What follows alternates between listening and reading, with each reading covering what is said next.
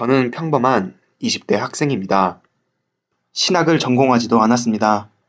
제가 이 영상을 만든 이유는 저의 할머니 때문이었습니다. 평생 교회를 다니신 할머니, 그러나 구원에 대한 확신이 약하시다는 느낌을 받았습니다. 예수님을 믿지만 예수님이 자신을 위해서 무엇을 하셨는지에 대해 정확하게 대답하지 못했습니다. 한 사람을 진실로 구원해야 한다는 생각을 하니 마음이 너무 무거웠습니다. 저는 이 문제가 단지 제 할머니만의 문제가 아니라는 것을 직감했습니다. 세상에는 저희 할머니와 같은 분들이 정말 많다는 그런 생각이 들었습니다. 매일 찾아뵙고 복음을 증거할 수 없었기 때문에 제가 할 수 있는 유일한 방법은 쉽고 간단한 영상을 제작하여 할머니께 자신을 구원하신 하나님의 아들 예수 그리스도에 대해 정확히 알려주는 것이라는 강한 확신이 들었습니다. 그렇게 이 영상을 만들게 되었습니다. 이 영상을 통해 제 할머니뿐만 아니라 많은 사람들이 하나님의 아들 예수 그리스도가 누구신지 알고 또 자신이 어떻게 살아야 하는지 그 해답을 얻으시기를 기도합니다. 하나님의 아들 예수 그리스도 복음. 이 제목은요, 마가복음 1장 1절에 하나님의 아들 예수 그리스도 복음의 시작이라 라는 구절에서부터 영감을 받아 지은 제목입니다. 결론부터 말씀드립니다. 우리가 복음이라는 말을 많이 들었지만 그것이 뭔지 대답하기가 참 힘듭니다. 제게 만일 누군가가 복음이 무엇이냐 물어본다면 저는 하나님의 아들 예수 그리스도가 복음이라고 대답을 합니다. 그리고 이제 여러분도 그렇게 말하실 수 있게 이 영상을 만들었습니다. 이 영상을 통해서 저는 딱 3가지만을 말씀드릴 것입니다. 첫째, 성경은 무엇인가? 둘째, 예수는 누구인가? 마지막으로, 그렇다면 우리는 누구인가? 제 할머니가 이해할 수 있게 쉽게 만들었기 때문에 절대 어렵게 설명하지 않을 것이며 이 영상을 보는 분들이 제게 딱 영상의 시간만큼을 허락해 주시기를 진심으로 기도합니다.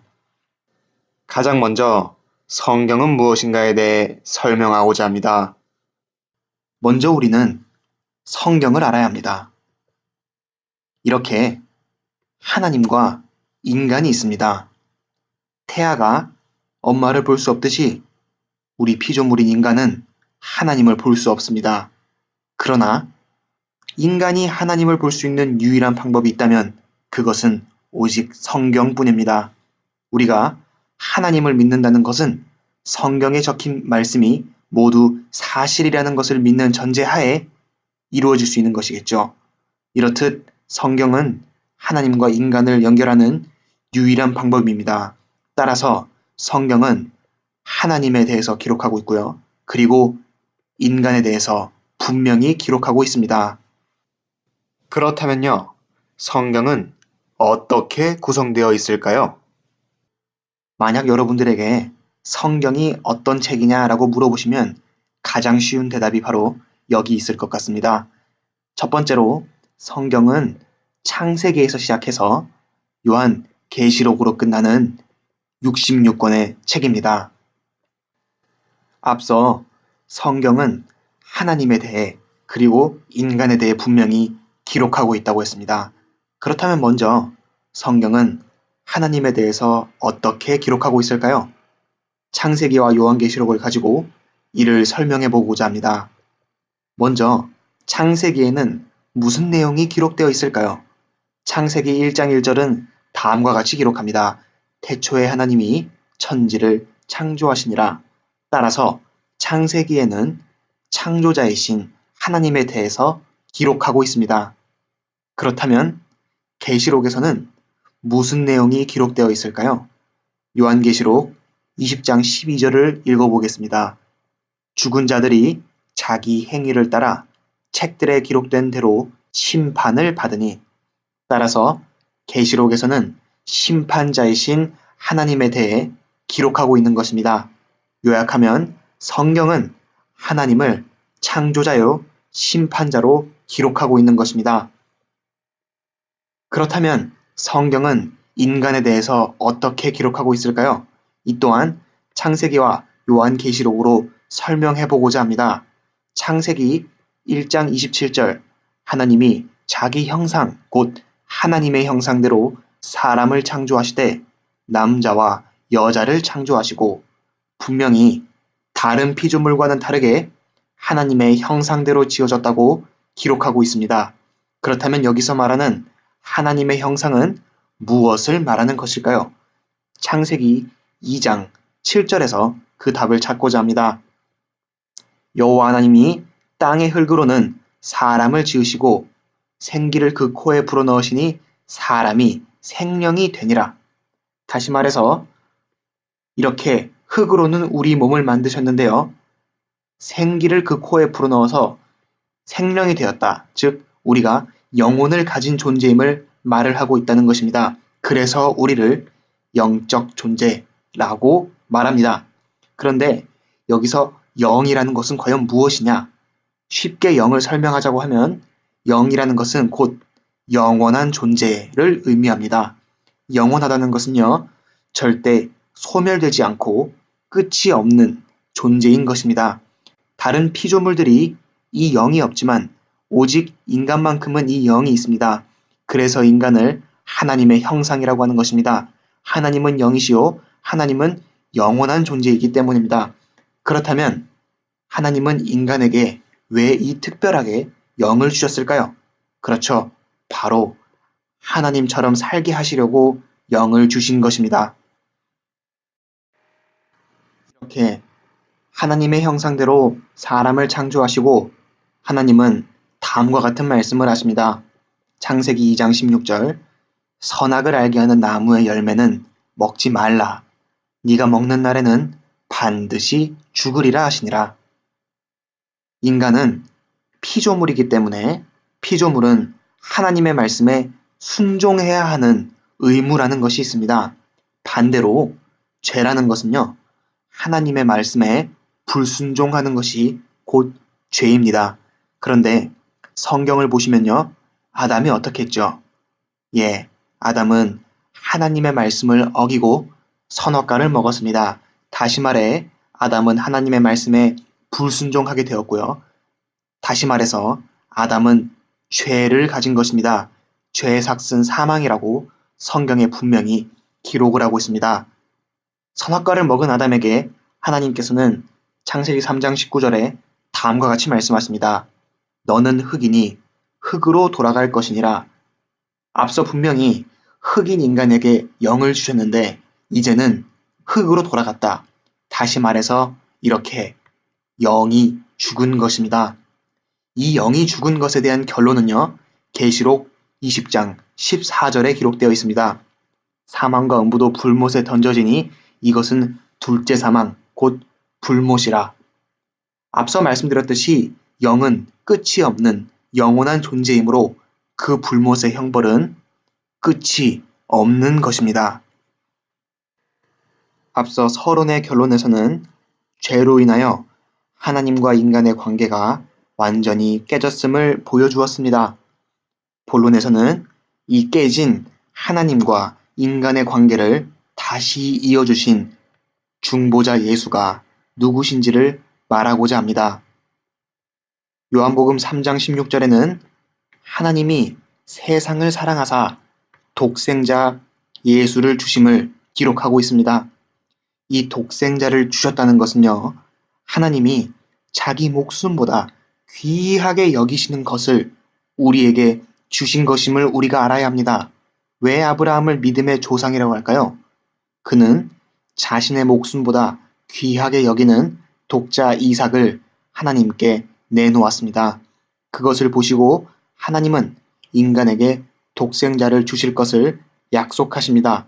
그런데 하나님은 자신의 아들을 사람의 아들, 즉 임자의 모습으로 우리에게 주십니다. 신기한 것은요, 이 예수는 인간의 아들이기 때문에 인간의 속성을, 하나님의 아들이시기 때문에 신의 속성을 모두 가진 유일한 존재라는 것입니다. 그렇기에 그분만이 깨진 하나님과 인간의 관계를 회복시켜 줄 수 있는 중보자가 되실 수 있는 것입니다. 그러나 하나님과 인간의 관계는 죄로 인하여 단절되었고 관계를 회복하려면 죄를 사해야 합니다. 히브리서 9장 22절에 말하기를 피 흘림이 없은즉 죄 사함이 없다라고 말하고 있습니다. 그러나 이 피는 죄인의 피가 아닌 죄 없는 의인의 피여야만 합니다. 모든 인간은 날 때부터 죄가 있습니다. 오직 하나님만이 죄가 없습니다. 그러나 하나님은 피 흘려 죽으실 수가 없습니다. 그러므로 인간의 형태로 오시는 것입니다. 하나님이 자신의 독생자를 사람으로 보내신 이유는 사람의 죄를 대신 짊어지고 죽게 하시겠다는 것입니다. 그래서 우리는 그를 그리스도라고 부르는 것입니다. 예수가 우리의 죄를 대신해서 짊어지고 죽으셨다 라고 할 때 우리는 그를 그리스도라고 하는 것입니다. 그리스도는 예수가 가진 인간의 속성을 그대로 보여주는 것이라고 할 수 있겠습니다. 그가 그리스도로서 우리 모든 죄를 짊어지시고 피 흘려 죽으셨기 때문에 우리는 그를 믿음으로 죄사함을 받는 것입니다.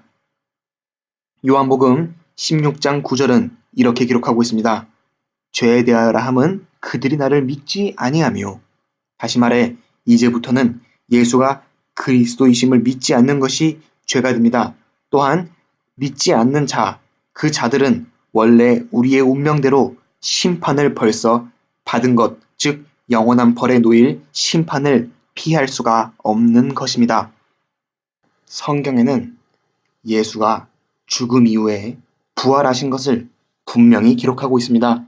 흔히들 인자인 예수가 다시 살아나신 것은 하나님이시기 때문에 스스로의 권능으로 살아난 것이라고 생각하고 있지만 절대 그렇지 않습니다. 그가 부활하신 것은 그가 죄 없는 하나님의 아들이었기 때문에 아버지께서 그를 의롭다 하여 살리신 것입니다. 그렇기에 우리는 예수의 부활을 봄으로써 그분이 하나님의 아들이심을 믿는 것입니다. 그런데 부활하신 예수는 떠나시기 전에 제자들에게 한 가지 약속을 하십니다. 내가 하늘로 올라가면 너희에게 보혜사 성령을 주리라 라고요. 그러므로 우리가 성령을 받았다는 것은요, 예수가 분명히 부활을 하셨다는 증거가 됩니다. 예수가 부활을 하셨다는 것은요, 예수가 죄 없는 하나님의 아들이라는 증거가 됩니다. 죄 없는 하나님의 아들이 이 땅으로 내려와 죽으셨다는 것은요, 우리의 죄를 대신해서 죽으셨다는 증거가 됩니다. 우리의 죄를 대신해서 죽으셨다는 것은요, 우리가 정말로 죄사함을 받았다는 증거가 됩니다. 죄사함을 받았다는 것은 결론적으로 우리가 하나님의 자녀임을 증거하는 것입니다. 성령을 받음으로 성령께서는 이 모든 것들에 대한 증인이 되어 주시는 것입니다. 결론적으로 예수는 그리스도이시면서 하나님의 아들인 것입니다. 너희는 나를 누구로 아느냐? 라는 질문에 시몬 베드로는 다음과 같이 대답합니다. 주는 그리스도시요 살아계신 하나님의 아들이시니이다. 정리하면 우리는 하나님이시지만 사람으로 오셔서 죄가 없음에도 우리 죄를 위하여 피 흘려 죽으신 예수 그리스도를 믿음으로 죄사함을 받고요. 또 그가 진정 의인이면서 하나님의 아들이심을 믿음에 대한 증거로 성령을 받습니다. 그러나 여기서 우리가 한 가지 알아야 하는 것은 그 하나님의 아들 예수 그리스도를 믿을 때에는 그 이름에 담아 우리에게 주신 것을 알아야 합니다. 요한복음 20장 30절부터 31절은 이렇게 말하고 있습니다. 오직 이것을 기록함은 너희로 예수께서 하나님의 아들 그리스도이심을 믿게 하려 하며 또 너희로 믿고 그 이름을 힘입어 생명을 얻게 하려 함이니라. 다시 말해 하나님의 아들 그리스도이심을 믿게 하는데 결과적으로 우리가 믿는 것은 그 이름에 담아 우리에게 이름을 주셨다는 것입니다. 그러므로 그 이름을 믿는다는 것은 하나님의 아들 그리스도 예수를 믿는 것과 같은 뜻입니다. 그러므로 그의 이름을 믿음으로 우리가 죄사함을 받고 그의 이름을 믿음으로 성령을 받는 것입니다. 하나님의 아들 그리스도 그 두 가지로 사신 예수의 삶을 통째로 그 이름에 담아 우리에게 예수 이름을 주신 것입니다. 영접하는 자, 곧 그 이름을 믿는 자들에게는 하나님의 자녀가 되는 권세를 주셨습니다. 예수가 그리스도이심을 믿는 우리는 그리스도인이요. 예수가 하나님의 아들이심을 믿는 우리는 하나님의 자녀가 되는 권세를 받습니다. 그리고 우리는 그분의 삶을 담은 예수 이름을 받습니다. 하나님의 아들이신 예수가 사람의 아들로 이 땅에 내려오신 것은 사람의 자녀들이 하나님의 자녀가 되게 하려 하심입니다. 이것이 우리가 어떻게 살아야 하는지에 대한 단서를 제공해주고 있습니다. 이제 우리는 누구인지 그것에 대해서 말씀드리고자 합니다. 우리는 누구인가? 우리는 하나님의 아들 예수 그리스도를 믿는 자입니다. 즉, 예수 이름을 모신 자가 됩니다. 예수 이름을 모신 우리는 하나님의 자녀요 그리스도인이 됩니다. 우리는 어떻게 살아야 하는가? 고린도후서 5장 15절에는 다시는 그들 자신을 위하여 살지 않고 오직 그들을 대신하여 죽었다가 다시 살아나신 이, 즉 하나님의 아들 예수 그리스도를 위하여 살게 하려 한다고 기록하고 있습니다. 또한 성령을 받으면 땅 끝까지 이르러 내 증인이 되어라 라고 분명히 기록하고 있습니다. 따라서 우리는 우리 이웃에게 하나님의 아들 예수 그리스도의 복음을 전하고 그 사람으로 하여금 예수 이름을 영접시켜 죄사함과 성령을 받게 해야 합니다. 이 영상에서 저는 여러분들에게 딱 3가지만을 말씀드린다고 했습니다. 첫째, 성경은 무엇인가? 둘째, 예수는 누구신가? 마지막으로, 우리는 누구인가? 우리는 어떻게 살아야 하는가? 먼저, 성경은 하나님과 인간을 기록한 책이라고 말씀드렸습니다. 이 성경은 창세기에서 시작하여 계시록으로 끝나는 66권의 책임을 말씀드렸습니다. 성경은 하나님을 창조자요, 심판자로 기록하고 있음을 말씀드렸습니다. 창조자이신 하나님은 자신의 형상대로 인간을 지으셨으나 인간은 하나님의 말씀에 불복종하였고 그 결과 죄가 생겨 영원한 심판과 형벌에 놓일 운명을 가졌다고 말씀드렸습니다. 다시 말해 하나님과 인간과의 관계가 단절된 것입니다. 죄로 인하여 단절된 하나님과 인간과의 관계를 다시 회복시키시기 위하여 하나님께서는 독생자 예수를 보내주셨음을 말씀드렸습니다. 신기한 것은 이 예수가 인간의 아들인 동시에 하나님의 아들이시라는 것입니다. 그러므로 그분만이 인간의 속성과 신의 속성을 모두 가지신 분이시고 또 그렇기에 그분만이 하나님과 인간 사이의 중보자가 되실 수 있다라고 말씀드렸습니다. 깨진 하나님과 인간과의 관계를 다시 회복시키기 위해서는 먼저 이를 가로막고 있는 죄가 사해져야 하는데 이 죄는 오직 의인의 피로만 정결케 된다라는 말씀을 드렸습니다. 그렇기에 그는 우리 죄를 대신해서 피 흘려 죽으셨고 그가 본래 죄 없는 하나님의 아들이셨기 때문에 아버지께서는 그를 부활시키셨다는 것에 대해서 말씀드렸습니다. 그러므로 우리를 대신하여 피 흘려 죽으신 예수는 우리가 그리스도라고 하는 것이고 아버지께서 다시 살리신 그 예수를 우리는 하나님의 아들이다 라고 하는 것입니다. 우리가 예수를 그리스도로 믿음으로 죄사함을 받고 하나님의 아들이심을 믿음으로 성령을 받습니다. 성령을 받음은 예수가 부활하셨다는 것에 대한 증거이고, 예수가 부활하셨다는 것은 그분이 진짜 죄 없는 하나님의 아들이시라는 증거이며, 죄 없는 하나님의 아들이 죽으신 것은 우리의 죄를 짊어지신 것에 대한 증명이고, 우리의 죄사함은 결국 다시 성령이 증거해 주신다는 것에 대해서 말씀드렸습니다. 결론적으로 하나님과 인간과의 관계는 단절되었으나 하나님의 아들이시지만 이 땅에서는 그리스도가 되심으로 하나님과 인간을 예수가 다시 연결하셨다는 것을 말씀드렸습니다. 예수가 누구시며 어떻게 사셨는지를 보고 우리가 누구이며 어떻게 살아야 하는지를 알 수 있다고 했습니다.